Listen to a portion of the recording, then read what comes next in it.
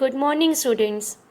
Welcome to the new social study class, Chapter 6 Living Places. So, kids, today we were going to learn about houses and kinds of houses. Now, tell me, why do we need a house?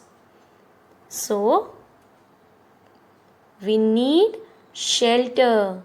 Kids, you all know that we need house to live, and a house is a place where our family live together. So, a house protect us from heat, cold, rain, thieves, wild animals, dirt and dust. And we also safe and comfortable in our houses. So that's why we need shelter. People, animals and birds need a place to live in. Our houses gives us shelter. The houses where I live with my family is my home. I feel safe and happy and comfortable in my house because it protects me from heat and cold. It protects me from strong winds and rain. It keeps me safe from animals. It protects me from thieves and robbers.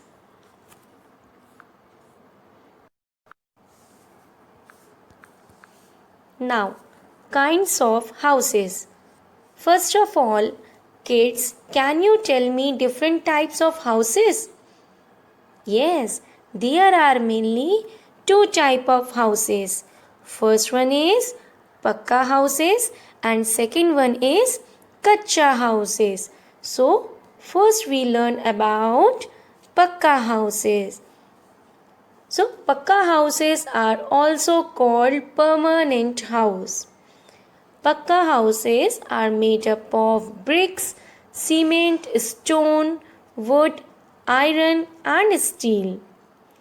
Pakka houses are mainly found in towns, cities and even in villages. Kids, when people want to live at one place for a long time, they normally build pakka houses. Okay, so there are many different kinds of houses. Different houses are made from different materials. Some houses are built with bricks, steel, wood and cement. Means they are strong houses. They are called pakka houses. For example, flats and bungalows. Now, talking about kacha houses. Kacha houses is called the temporary houses, and kacha houses is made up of mud, straw, woods and dry leaves. They have sloping roof, not very strong, and they are not very costly. So, kacha houses are mostly found in small villages. In villages, houses made up of mud or wood. Some have roofs made of straw. These types of houses are known as kacha houses. Now, let me tell you about some special houses. Means houses in special places. Some houses are built to suit the place they are in. Like high in the mountains, houses are built with slanting roofs. This is done so that snow or rain falls off the roofs easily. These are called houses in special places. Now, let me tell you about tent.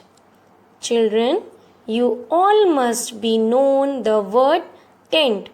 A tent is used by people to stay in a place for a very short period of time. Usually, a tent is made up of canvas.